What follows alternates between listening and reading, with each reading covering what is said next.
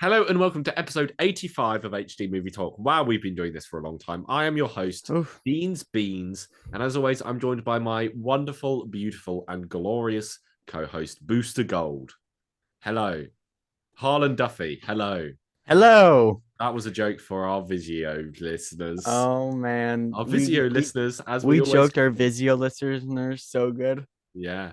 Anyway, this is the third episode of Looking Back, where we take a TV show from a couple of years ago and we look back and we talk about what we think now.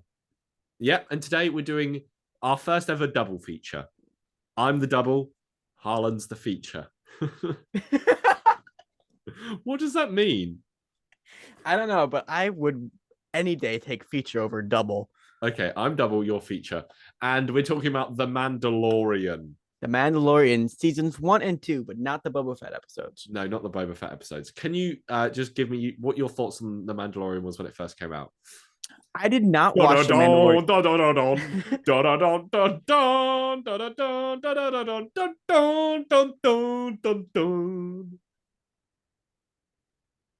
You're not gonna finish it. So I didn't watch the Mandalorian when it first came out. Yeah, I didn't watch the second season when it came out, I watched the second season when it came out. and I kind of binged through all of it for Boba Fett, I think. Yeah. Um, which I regret doing because Boba Fett wasn't anything spectacular. But I was very pleased by it. But I kind of miss out. I missed not being a part of like the big hype. Yeah, I was part of the hype for season 2, but not 1. And also kind of a hot take. My first viewing wasn't the biggest fan of it. Like it was hard for me to binge to Yeah. get through. But yeah, I'll save my thoughts on my second viewing for later. But Okay. how So about how you? we like to do we're gonna look at season 1 and season 2 as two separate entities. Because they feel like two. Like we Yeah. didn't have this. I didn't have this idea going into it, but I'm glad we are looking at two separate entities because they really do feel like Yeah, and they are like it is one story. Like it's definitely Mhm. one story.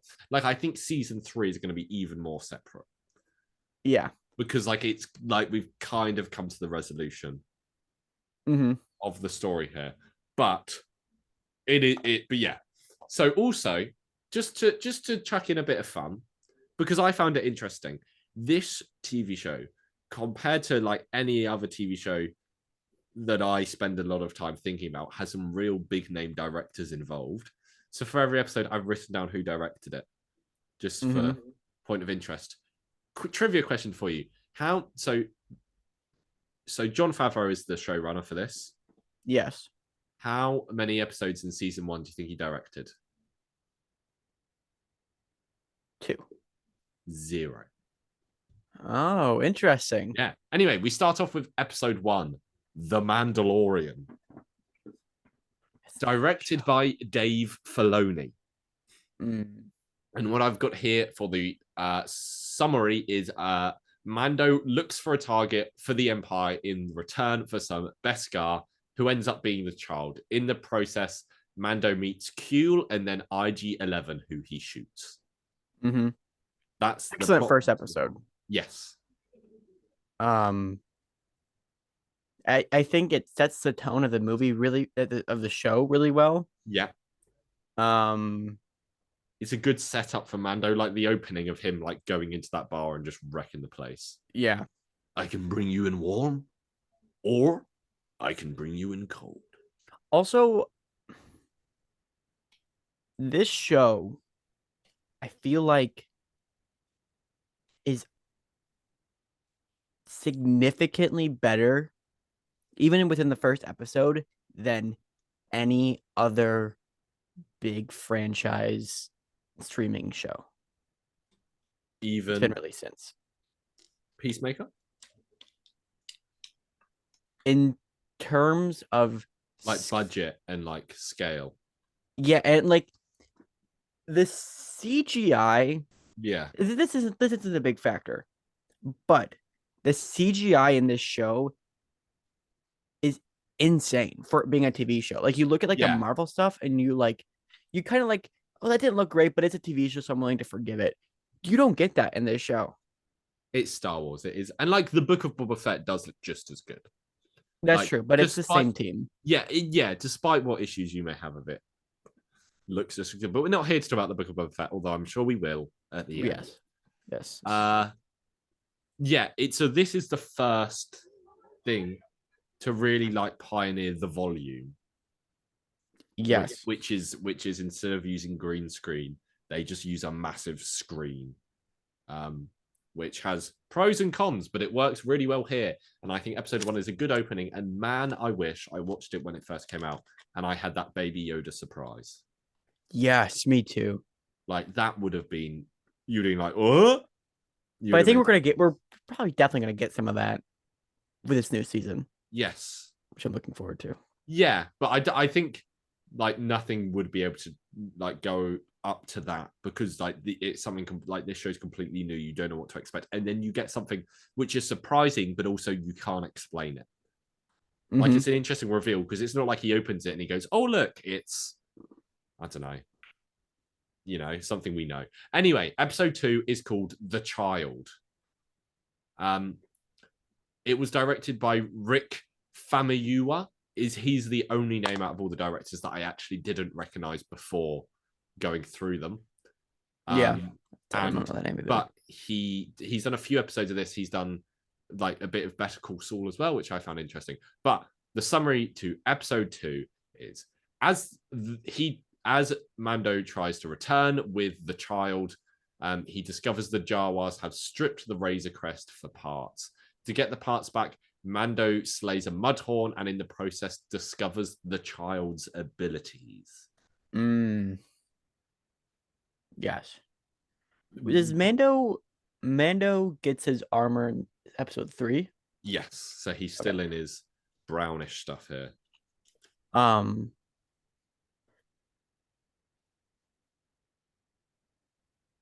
love how this show. So I've only seen the first 2 episodes of Andor. Yeah. Did you watch it all? Nope. What I think this show does better than Andor is Andor has no fan service, which isn't bad. I don't think a show needs fan service to be good. But The Mandalorian does an excellent job of having just enough fan service that people go like, "Oh my god," but enough original story to make it its own thing. Yeah, I would disagree a bit later on, but season 1, it does fan service really well. I feel like I love No Way Home. I love when it comes to fan service, I am very forgiving. I do think it depends on like what the project is. So like Spider-Man No Way Home is built for nostalgia and fan service. So I think it completely works here. But then when you overload something like The Mandalorian with it, which is mostly trying to be its own thing, then it's a bit, Well, I think we'll get into that. Yeah. Okay. Episode. Any more thoughts on episode 2? Great opening fight with the Jawas. Yeah, and this is like the first episode you don't really get a good idea, but the second episode you get a really good idea of like what the show is going to be because The Mandalorian, like, it's a long story, but each episode is like its own episode that's like kind of it's a series of fetch quests is what people and you kind of get that idea from this episode. Yeah. Because he's like, oh, I've got to like just reluctantly going around killing things and sorting stuff out for people is what this show is. Yeah. Okay. Episode 3 is called The Sin, directed by Deborah Chow, who was the showrunner on Obi-Wan Kenobi. How do you feel about Obi-Wan? Worse show than this, but it's fine. It's fine. So Mando delivers the child in return for the bounty, which he fashions into new armor. After changing his mind, he returns and saves the child. He fights his way out of the city and brings in a bunch of other Mandalorians to help him. Which was sick. Yeah, and when I remember watching that, I'm like, this is what the show's going to be. And it's not. Not a complaint. But Mando's armor will never fail to look freaking cool. Oh, I know, especially when you put him next to Boba Fett later on. The only time the Mandalorian looked a little goofy is when he takes off his helmet and you see Pedro Pascal's little head on the extended shoulders because his shoulders are so wide. That's the only time. But he looks I think, cool. especially in season 1, when he's a bit like, sweaty and gross. But I love the Mandalorian's design. It's so cool. Yeah.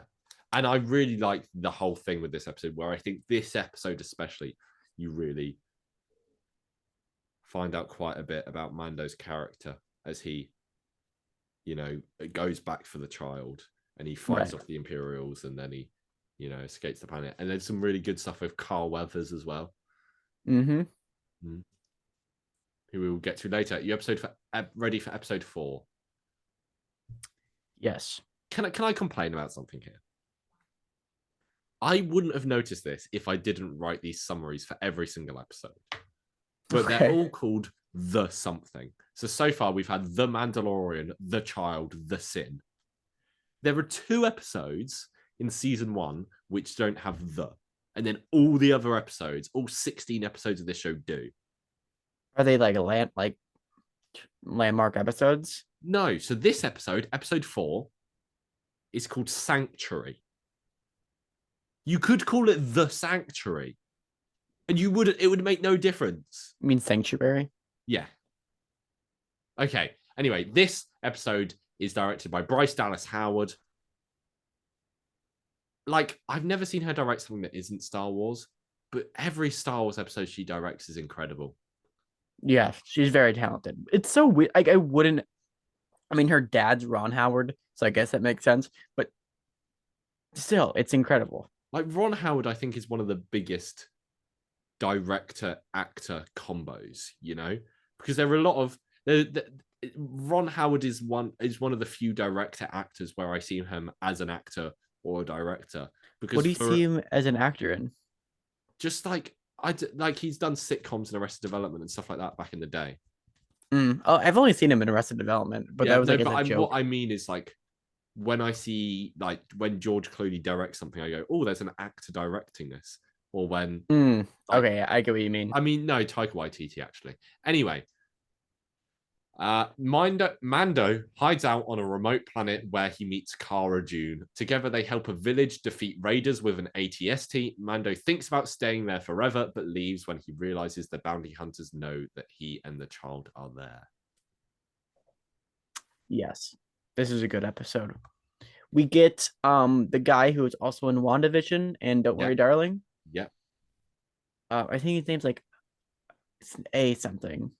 We get the introduction to Cara Dune, who I enjoy as a character, and I'm not disappointed that we won't see her again, because I think they made the right decision, but I'm disappointed that they had to make that decision, because I think she's an interesting character.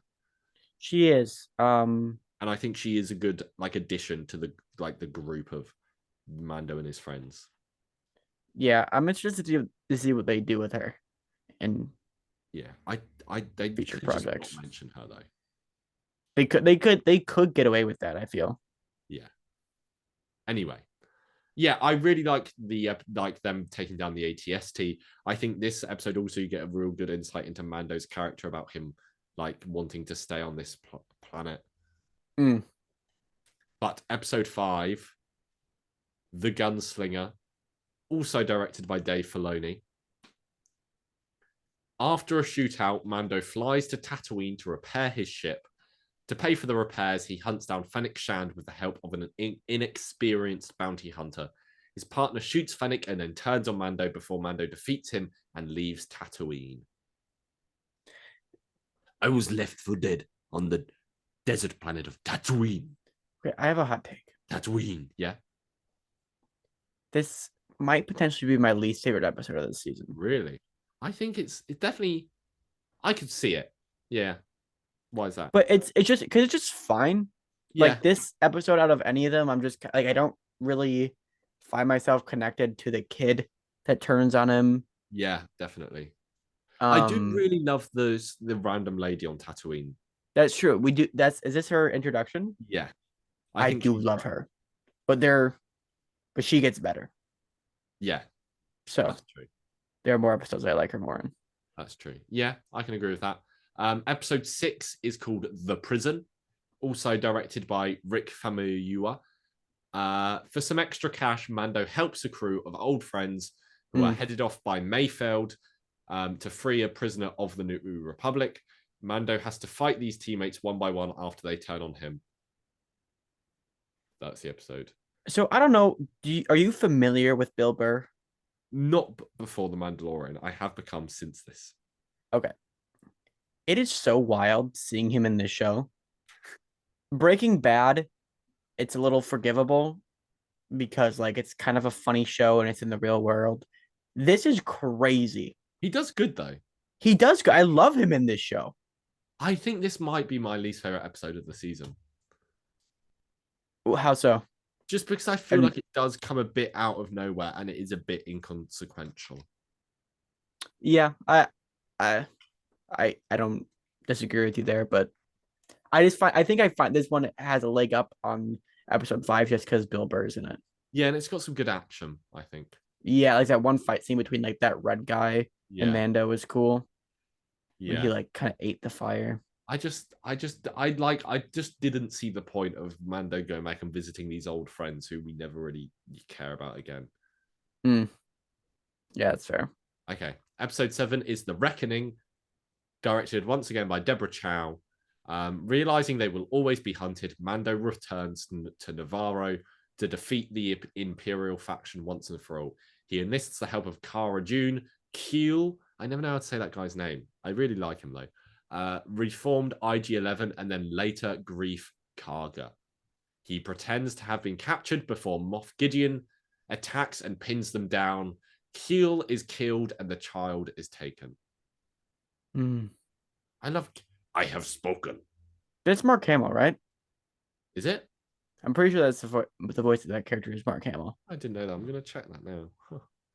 Anyway, I like how every season, I like how every season of The Mandalorian, like you get a bit fed up with the fetch quests by the end, I think. Yeah. And then every season ends with him going and recruiting all of his friends he's made along the way. And I like that. I'm like, yeah, we get to see this character, and we get to see this character again, and we get like, oh, Keel's back. He's such a cool little guy, and Cara Dune, yeah, good fun. And good Carl Weathers redemption. Yes. No, it's Nick Nolte. What? Oh, why did I think it was Mark Hamill? I really like Werner Herzog in this. Do you know anything about Werner Herzog? He's the guy who does the bounty for the child. Like the old guy. I would like to see the baby. He's a really eccentric German director who has done some absolutely crazy things and made some absolutely crazy things. Like he's a proper eccentric weirdo director. And he had never seen or never watched any Star Wars before he was in this. And he was like, yeah, I'll do it. That's awesome. But he's an absolute mad lad. Just Google. If you guys at home don't know who he is, he's got some crazy stories. Once in an interview, someone asked him, "Oh, how many languages do you speak?" And he listed off all these languages. And he's like, and I also speak French, but I'll only speak French if you put a gun to my head." And then he told a story about a time he was literally forced to speak French when these terrorists put a gun to his head. And like he wasn't exaggerating when he said that. He's just a wild guy. And it's like that's one where I always find it, like I wasn't aware of him the first time I watched The Mandalorian, but I am now. And every time I see him in this, I'm like, Werner Herzog. I would like to see the baby. Anyway. You have something I want. It's funny. I didn't know that was Moff Gideon's first line. And when like all the shooting happened, I just said it to myself. And then he got out the ship and said it. And I was like, oh. I was like, I didn't realize that was the first line. Also, I thought my impression of that line was pretty good. It was good. And you didn't give me any credit for it, so I hate you forever. I've been doing so many impressions, and you've just given me nothing this entire time, but they've all been... Are you kidding me? I have done a Palo Gucci impression. That was last week. Oh, Mia. I have done... You have something that I want. You have... No, that's not... It's more tricky for me because I also need to do an American accent. Anyway, whatever. Episode 8. This episode is called Redemption. This is the only other episode without the. Why didn't you call it The Redemption? I don't know, but I'm sorry. I have to mention this right now. Mm-hmm. This is the episode where we get Baby Yoda getting socked in the face. Yeah.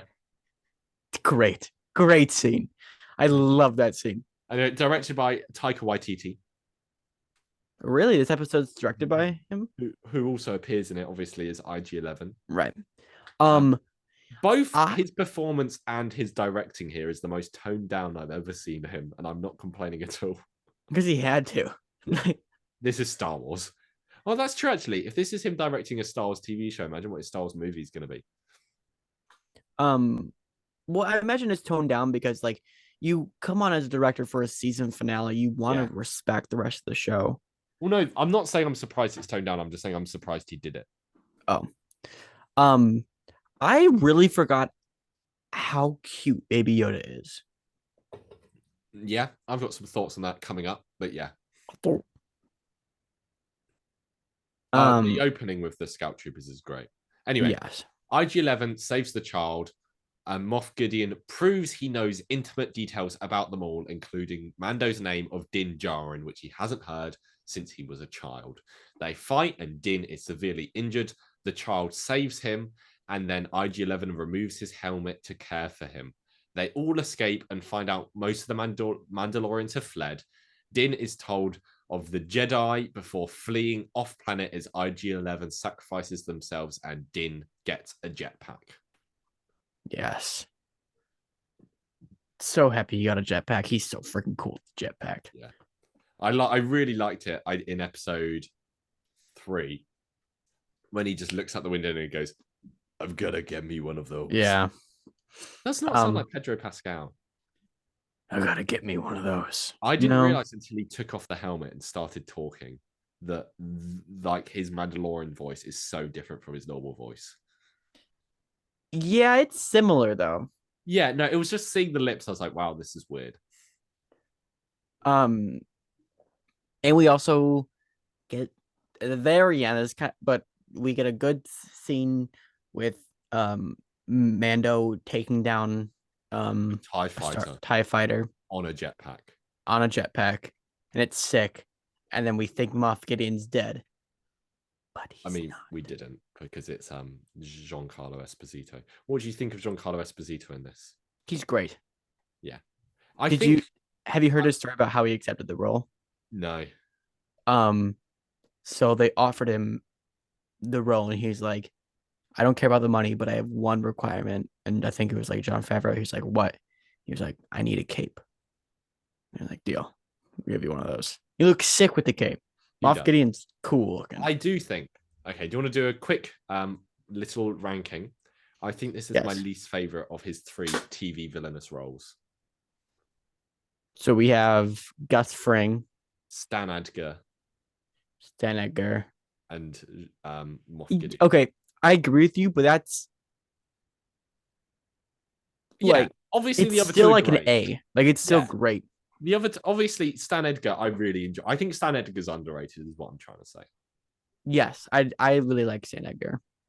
Who's the boys? For those who don't know, he's the CEO. Well, was the CEO of Vought. In the boys' Instagram account recently posted a picture of like Stan Edgar being arrested by cops, and the caption was something like, "Stan Edgar has been found hiding secret documents in his house after being fired." Are you serious? Yeah. That's awesome. So that's funny. Anyway, that's the end of season 1. We have 2 decisions now. Well, a few decisions now to make. Firstly, where do we put it in our rankings of all the TV shows we've talked about? It shouldn't be too different. I hope. But we have Peacemaker. We have Peacemaker first, WandaVision second. Where would you put? I put it second place. I'd put it second place as well. That was easy. Now we've got to figure out what is the best episode of season 1 of The Mandalorian? I'm not sure, so I want to hear your pitch. Hmm. The pilot's really good. Yeah, I would go. Let me have a look. I really like episode 4 with Cara Dune and the ATST. Yeah, we get some cute baby Yoda moments then. Would it be the finale? The finale is also very good. The finale, you get the like the scout troopers at the start. Yeah, I'll go with the finale. Yeah. They stick the landing very well. I went into this with no strong feelings about it, really. So me either. Just for peoples who are wondering at home, for the favorite episodes so far, you have decided one of them, and I have decided the other one. So this one we've come in agreement on. So we're still on even footing on there we go. Episodes of directors. But where are we ranking this between Stop Dragging My Heart Around and On a Very Special Episode? Also second? Yeah, also second. Wait, what's the Dragging My Heart? Like, what episode is that? That's Stop Dragging My Heart Around. I'll have a look. It is episode 5. Oh, is that the one where that's when he fights his dad? I think. Yeah. I maybe is this third place because I do really like On a Very Special Episode. I don't know because it's so good, but on a very special episode. Yeah. So Stop Dragging My Heart Around is them killing his dad. I say it should be second again. Okay. I'm happy to go with that. Cool. Okay, on to season 2 of The Mandalorian, or as I like to call it, The Mandalorian season 2. Okay, episode 1 is called The Marshal, directed by Jon Favreau himself. Oh, interesting. I want to say for season 2, when you watch them back to back like I did, I think there is an immediate step up in cinematography and action. Yes. And you're like that opening scene, you're like, oh, when he fights all those guards in the oh yeah, and like the boxing ring. Yeah, I was like, oh, this is an immediate step up. Anyway, looking for other Mandalorians to help Din take the child back to his people, Din meets Cobb Vanth on Tatooine in Boba Fett's armor. To get the armor off Vanth, Din agrees to help him kill a krayt dragon, which they do alongside some Tuskens and Vanth's village. They defeat the Leviathan, and Boba watches Mando leave with his armor. What a good pilot. Awesome. Or no, not pilot, first episode. Awesome episode. The krayt dragon is perfect. Just what they do with the aspect ratio in that scene where it like widens and you're like yeah. And Tusken Raider lore. Yeah. Awesome. Cobb Vanth, underrated character. Yeah, he's great. Timothy Oliphant is a legend. I think this season really lent into the Western style as well. Yes, in my opinion, season 2 is leagues better than season 1. Season 2 is leagues better. I have 2 issues with it, which we will get into. But what an opening. The only issue I have with this show, this episode, is Mando goes into the krayt dragon. It's amazing. And he escapes, and then the krayt dragon blows up, and it's awesome. But Mando should be disintegrated, shouldn't he? What do you mean? Because the krayt dragon spits it out. That's true. Spits his goo out, and then it dissolves people. So does he have like a special gland? Maybe. Who knows? But anyway, that's my one issue. Yeah, fair enough. Episode 2, The Passenger, directed by our favorite director, Peyton Reed. Okay, he did pretty good in this show. He's done some good. He's done 2 episodes of the show, 2 good episodes. So Din agrees to transport a fish woman and her eggs to another planet in return for the location of a Mandalorian covert. What was funny about that? The eggs. Okay. On their journey, they crash on an ice planet because of some New Republic Rangers, and they have to fight a bunch of ice spiders, and they are saved by the same Rangers. The ice spiders freak me out. I can barely watch this episode. Like this episode, ugh. This isn't one of the strongest episodes. No. Once again, I think it is just a bit inconsequential. But I actually really enjoy this episode, because the little lizard lady is cute, and Yoda eating the eggs is maybe one of the funniest bits the Star Wars universe has ever done. Can I tell you one of my complaints for season 2, which I know you're going to disagree with? Yeah. Compared to season 1, I think they lean a little too far into the cute baby Yoda stuff. Okay. Yeah, I disagree with you. Just because I think too. Well, actually, no, I actually don't disagree with you. I think too often they'll cut to baby Yoda just doing nothing, just for make us go, oh, and I'm like, this is just not, Yeah. Okay. I agree with you. There is more cute baby Yoda in season 2. However, I would like more in season 3. Okay.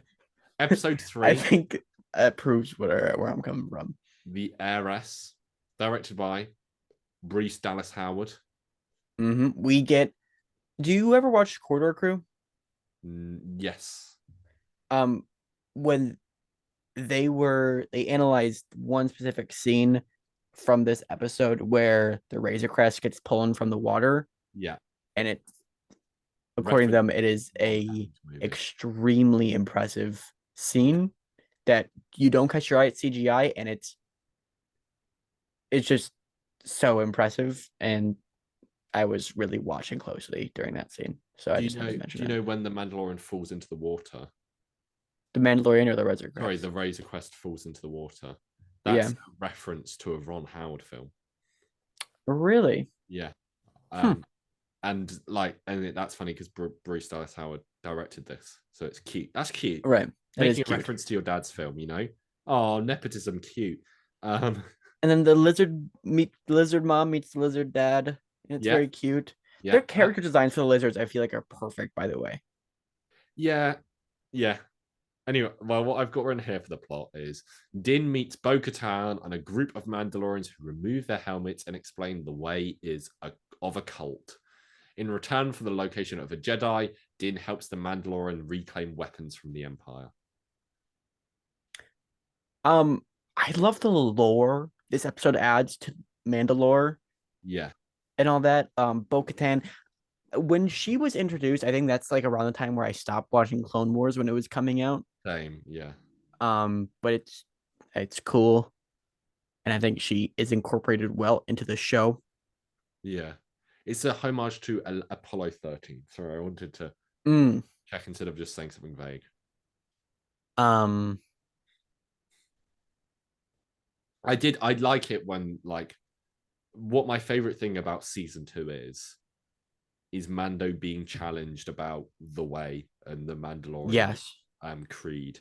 And this episode is what starts that, really. And I think it's an interesting, like, journey he goes through. Very strong episode. Very strong episode. You ready for episode 4? Yes. Hit me with that. Episode 4 is The Siege.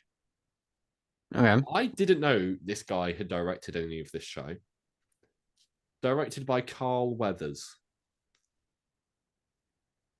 Oh, really? Is there any mention of Stu in this episode? That's my brain was thinking along the same lines. Got a stew, baby.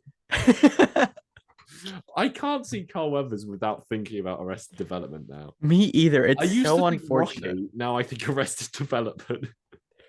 Arrested Development is so good. Oh, Carl Weathers, what a man. I love it when actors play themselves and stuff. for extended periods and have like are willing to do that, because I think that's a difficult thing to like agree to do. Anyway, what a G. Especially on something like Arrested Development, you agree to play yourself for like so many. I don't even know how many episodes of the show that guy's in, but it's a lot. Yes, but moving on.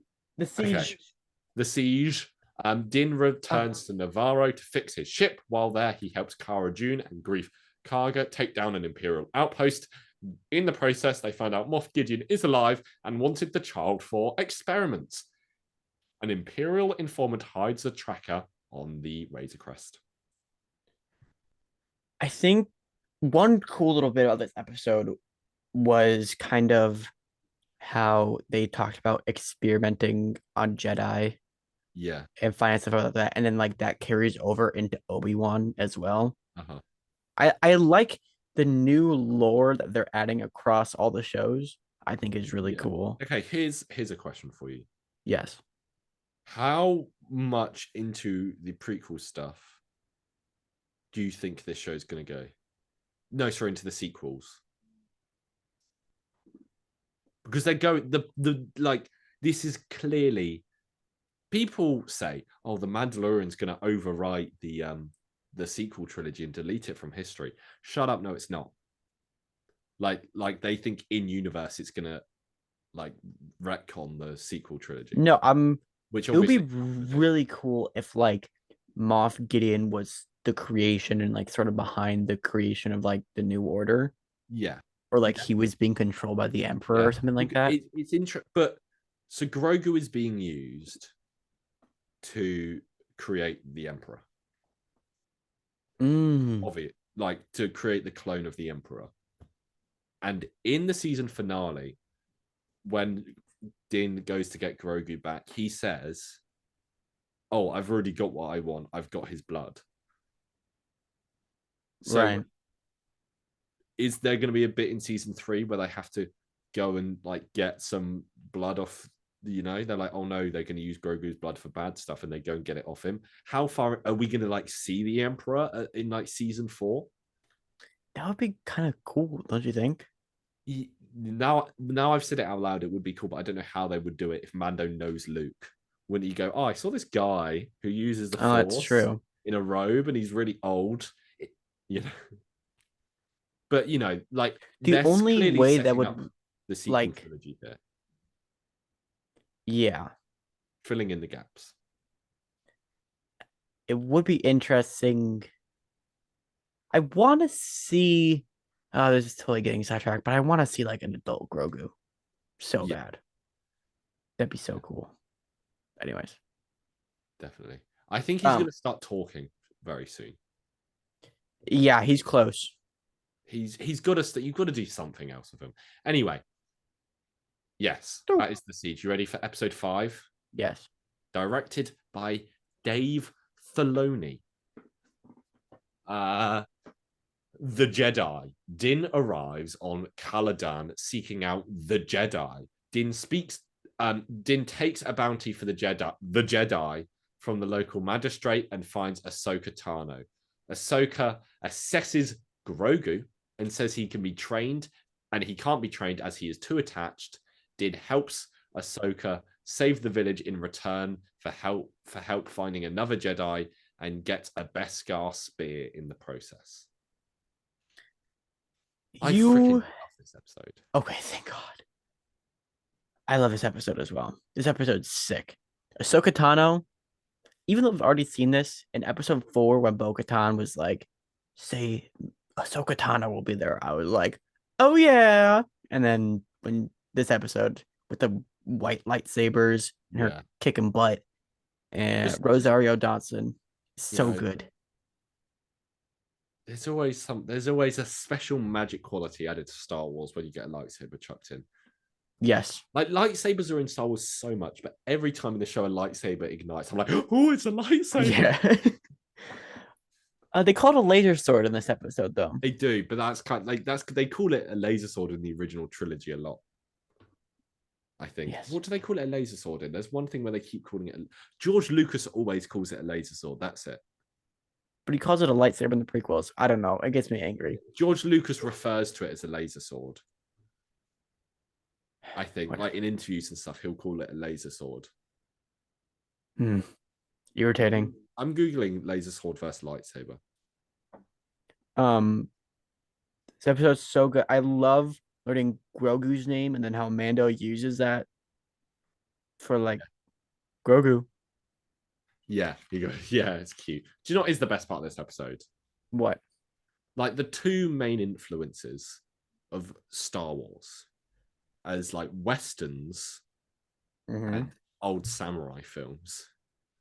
That you get these two scenes next to each other of Ahsoka and the magistrate had like in a samurai film fighting with a Beskar spear and two lightsabers in just this gorgeous fight. And then in the other scene, you get one of the most classic westerns of all time of like the silent protagonist like standing there waiting to reach his gun while the other guy's like, hey, maybe we don't need to fight. I'm just gonna put my gun down very slowly.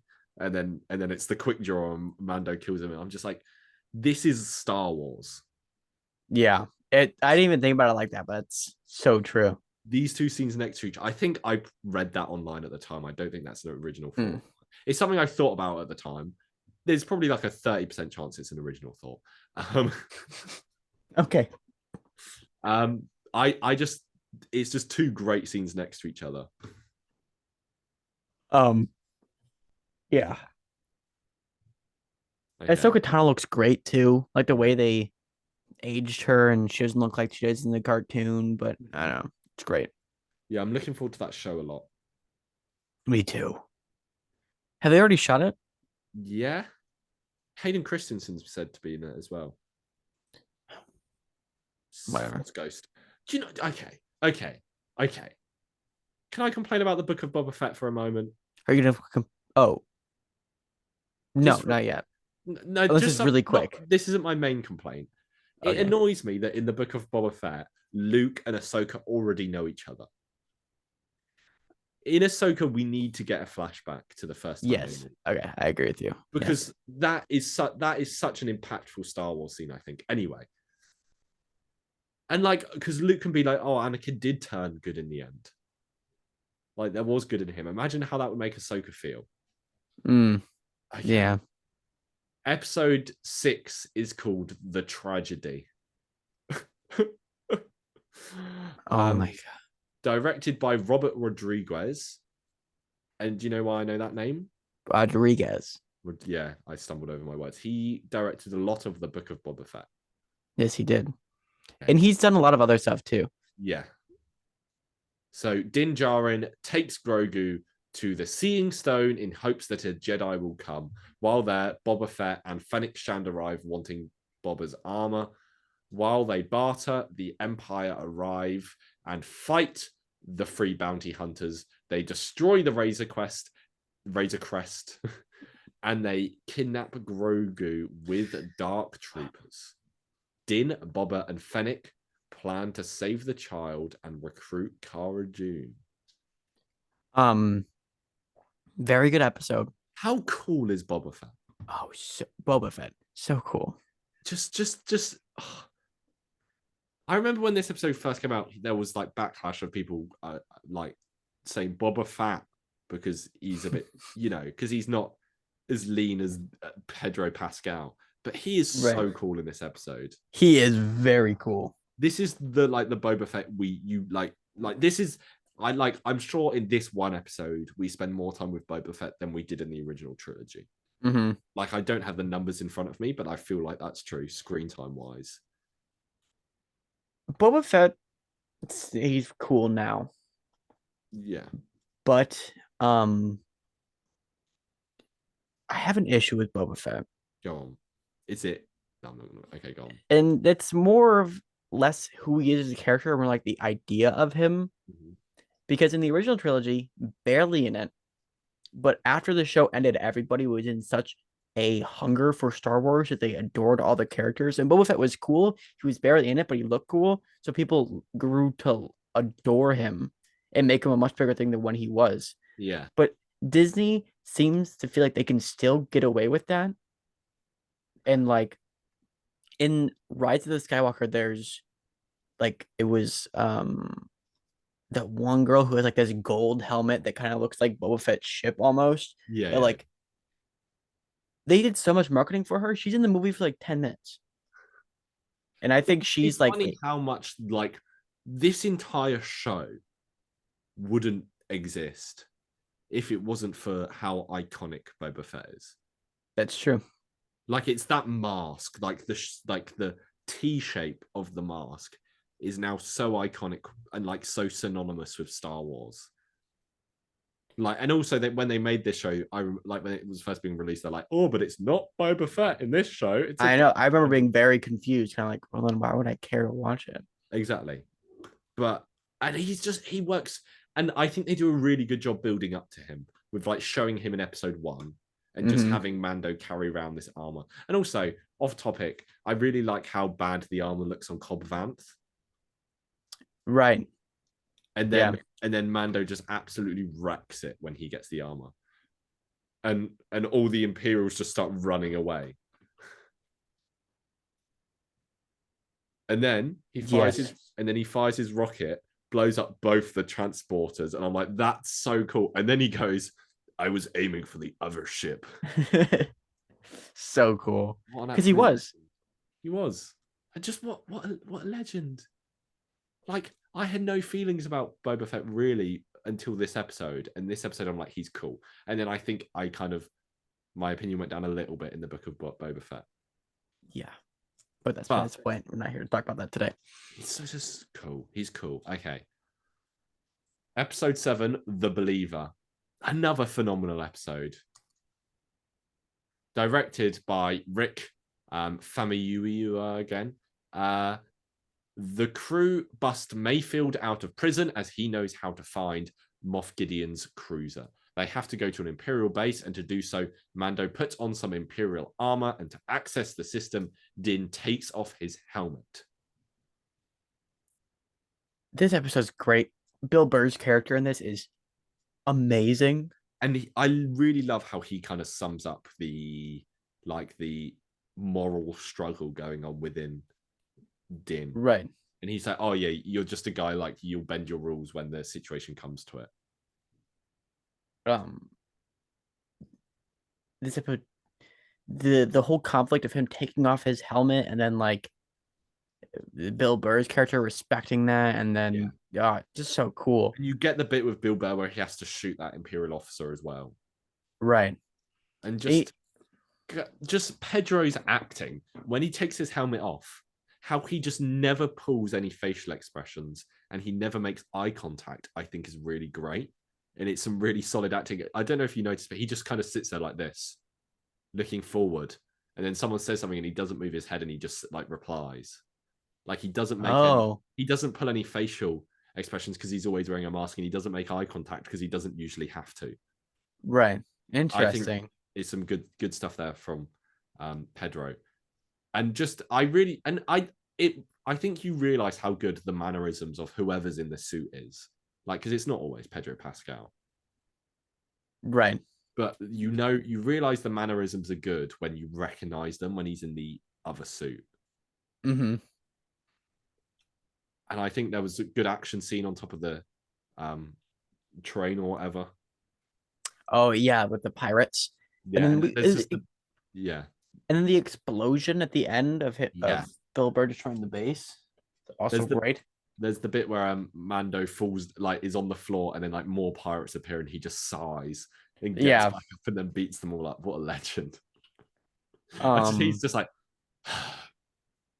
How often do you think it is Pedro Pascal under the mask? So I was trying to find this out, and they don't give us a definitive. So there's 3 people that do it. I would imagine Pedro never does any of the stunts. Yeah, probably not. Apparently, these 3 guys, Pedro and these 2 others, spent a lot of time together to get mannerisms down. And I read somewhere that Mando is not in episode 4 of season 1 at all. Really? By Mando, you mean Pedro? Sorry, Pedro Pascal isn't in it at all. Huh. So like that's what I want to know, how often he's in. I feel like if I had to guess, I would say 50-50. What is season 1 of episode? Sanctuary. I'll double check I'll see if I can find that fact again, because that's like I know there's one episode where they're like, oh, he wasn't in this episode at all. Sometimes when I was watching the show, I just start reading trivia on IMDb.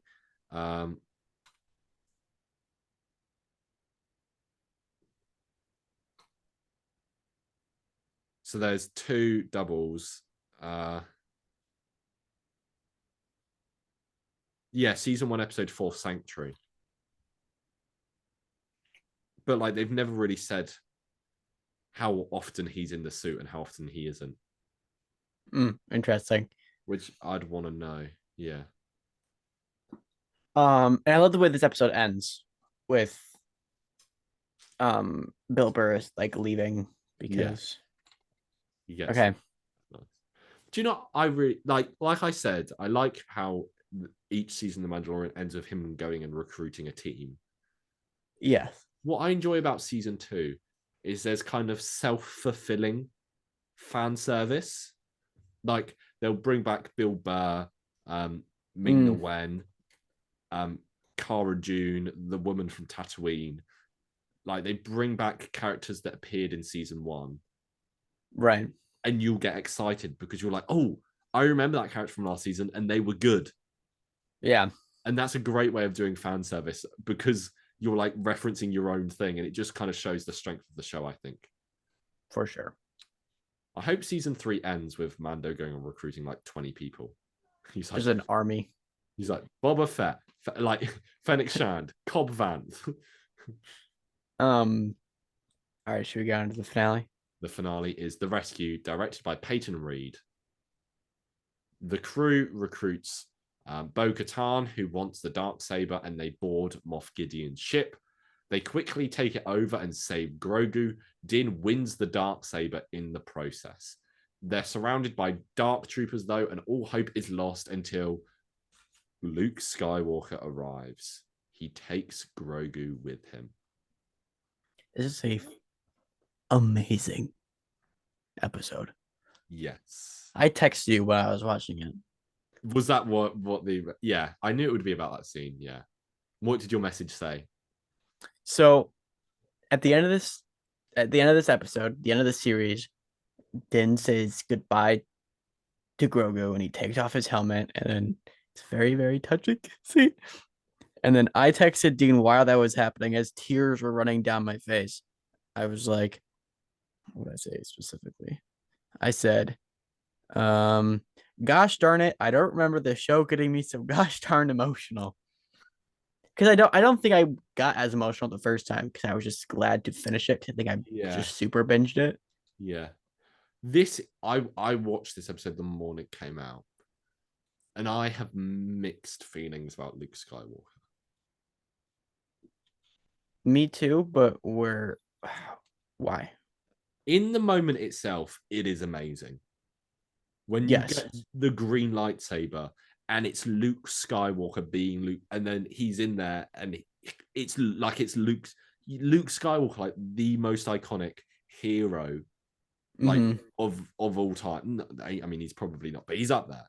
Like just one of the best characters ever. And he's there and he meets all these characters, and he's like, and it's just great. But by introducing Luke Skywalker in the way they did, it didn't look... This is when it looks the worst as well in this episode, I think. Yes. The CGI, you mean? Yeah. You're setting yourself up to fail because you can't really go from there. Like if you chucked in a smaller Jedi, still make it a cool reveal, make it a character we all know. And then this guy can keep appearing in The Mandalorian or the Book of Boba Fett. That's fine. But when you do Luke Skywalker and you do it the way you did, and then you bring him back in the Book of Boba Fett, what can you do with him? Like you have to limit how much he's in it. Yeah, I would say they definitely wrote themselves in a corner with the Book of Boba Fett, and I have issues with what they did with the Mandalorian story with the Book of Boba Fett, but they didn't, at least in terms of season 2, they were hinting towards it the moment they said you should bring this child to a Jedi. Yeah, but I think no one expected it to be Luke Skywalker, and that's what like you could have done. I think it would have been really interesting if you did Mace Windu, That would have been interesting. because number one, Samuel Jackson would do it, and number two, that would be really interesting for the Book of Boba Fett, and you could tie that in because Boba Fett hates Mace Windu. He killed his dad. So I think Luke Skywalker was the best choice Yeah. because it makes the most sense. Mhm. And it also shows a respect for the Star Wars lore because this is the time where Luke Skywalker would start to begin his training. And like it so many TV shows that are spun off from movies keep themselves completely separate. And you're like, oh, why don't the Avengers come and help in Agents of Shield or something like that? Right. But this like doesn't shy away from that. It goes, no. I mean, also, I think at the time I was a bit upset because I was like, why does everything have to be about the Skywalkers? Can we just have a Star Wars story that doesn't involve them? And I think that's a fair argument to be made. Like, I don't mind too much, but I'm like, does it always have to be the Skywalkers in Star Wars? That's true. But also, like, I feel like from a story perspective, you're like, oh, Grogu sends a message out into like the ether asking for a Jedi to train him. What Jedi that's out there at the time is most likely to come get Grogu? It's Luke Skywalker. Yeah, you're right. Do you know what I think the fix for this would be? This is something I feel very strongly about. They should have, for the Book of Boba Fett, I think it works fine here. For the Book of Boba Fett, they should have recast Luke Skywalker. At the very least, a new voice actor. Yeah. I think if you recast him, you could do more Luke Skywalker, and then that would be great. You put Luke Skywalker in like a couple episodes of The Mandalorian season 3. That would be amazing. You can't, if they do that now, like Luke Skywalker's got to appear at some point in The Mandalorian, you'd think. Season 3. Yes. He's got to show up at some point, because then that just makes the Book of Boba Fett even worse with what they did. Right. Oh. But like, if they recast him, I think it would have been fine. And like, they seem to. So Kathleen Kennedy, this is something I'm annoyed about.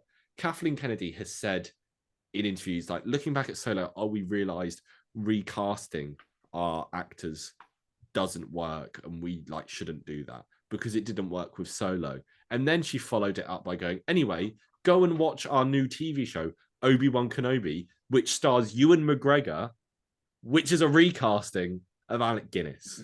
Yeah. Like, you can do it. You can get away with it, for sure. The issue with Solo has got nothing to do with Alden Ehrenreich or Donald Glover. They're great. I like them. Yeah. Like, maybe you're setting yourself up to fail when Harrison Ford is the guy you're trying to recast. And like, I love Mark Hamill, but you could, like, it would not be difficult to find another Luke Skywalker. It would not at all. I didn't realize I was going to get this heated and this passionate about this, but we're also glossing over some other amazing stuff in the Darksaber fight scene between him and Mando. I think one of my highlights is Moff Gideon when he sees Luke arriving. Yeah, you think like what Moff Gideon knows of Luke Skywalker is he walked into the second Death Star with Darth Vader and the Emperor, and he left the only one alive. Like, that he's got no idea what happened in that room. That's a terrifying thought for a character. Yeah. So good. Yeah. But it's just, the whole thing has been jaded by the Book of Boba Fett. And it's nothing, like, I say that as if it's the Book of Boba Fett's fault. But it's like, we should talk about that, I think. Shortly. In the Book of Boba Fett, there is like an entire episode and a half devoted to the Mandalorian. There's an episode where Boba Fett doesn't appear at all, and and it's about Grogu making the decision whether to stay with Mando or to stay with Luke, and he decides to go with Mando, and Mando also gets a new ship. Two huge things. That's far too much. Like, if you were like in 20 years, you're like, oh, The Mandalorian's an amazing show. Let's binge it. You'd finish season 2. You'd start season 3 and you'd be like, oh, right. That was a waste of my time. The Mandalorian season 3 would work if the 2 episodes that were in Boba Fett were the first 2 in the show. Yeah, like I would have felt like it was a bit cheap. I would have been like, oh, this is a bit cheap that they're immediately just going back on the ending of season 2. But it's even more cheap that they did it this way. Exactly. Do you think this is an issue you could get over by watching The Mandalorian season 3? It depends on how they handle it. Yeah, that's true. How much Luke stuff do you think we're going to get? I would say at least like a good episode focused on him. Yeah. But just, I don't want to see that horrible. I don't think I think enough of the reaction was that they'll adjust. Yeah, but yeah. Just cast a guy for like, it just shocks me that Kathleen Kennedy doesn't, when she says stuff. And I'm now sounding like one of those Kathleen Kennedy haters. She's great at her job. She's fine. She has made a lot of money for Lucasfilm. Mm-hmm. But the fact that they don't seem to figure out, oh, everyone loves Ewan McGregor and he's a recast, it can work. Right. Anyway. Okay, so, where would you rank The Mandalorian place. Season 2? Second best? Yeah. And what's the best episode here? I do have an opinion on this one. And I could be convinced. Tell me yours. I think it's the first episode. I think it's the 7th. The 7th? Yeah.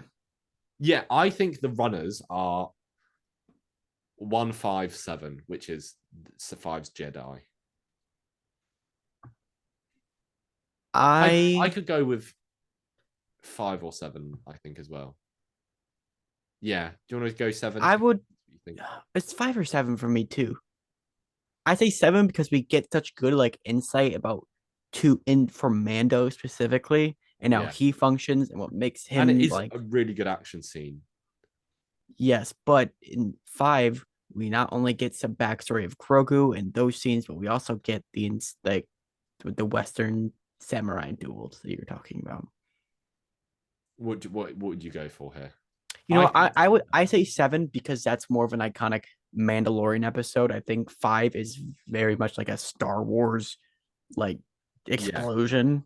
Yeah. But 7 is much more personal. Personally, I would rank that at number 1 of episodes. I'm good with that. Yeah. Yeah.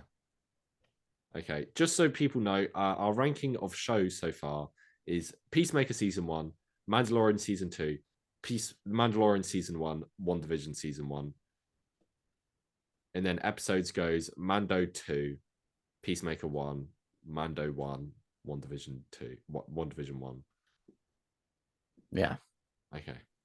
What is your one wish for Mando Season 3?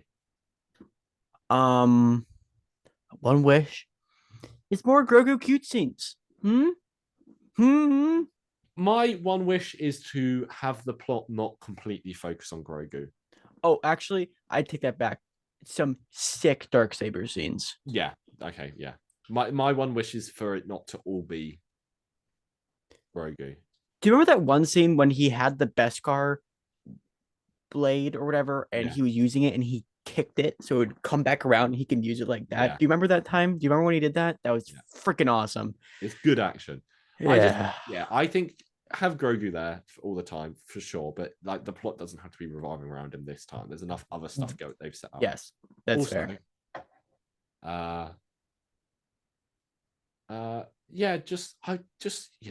Do fan service good. That's my advice. Jon Favreau, if you're listening, do fan service good. If you suddenly realize you did fan service bad, just quickly do some reshoots. It'll be fine. Okay. Piece of cake. Okay. What would the Mandalorian sound like if he was from Earth? but a specific part of Earth.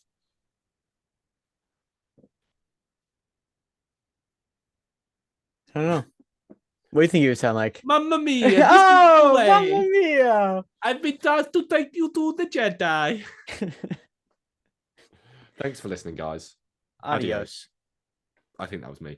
And we will I see. think it was me. We'll see you next week. Is next week Ant-Man? I think next week's Ant-Man. Yeah, it would be. Yeah. Ant-Man. It will be. It is. It is. Yeah. We've got our tickets booked for next week. Yeah. Oh, yeah, we do. Together. Yep. I'm gonna walk over. Okay, cool. See you in a minute then. All right. Thanks for listening, guys. We'll see you next week. Bye. Bye.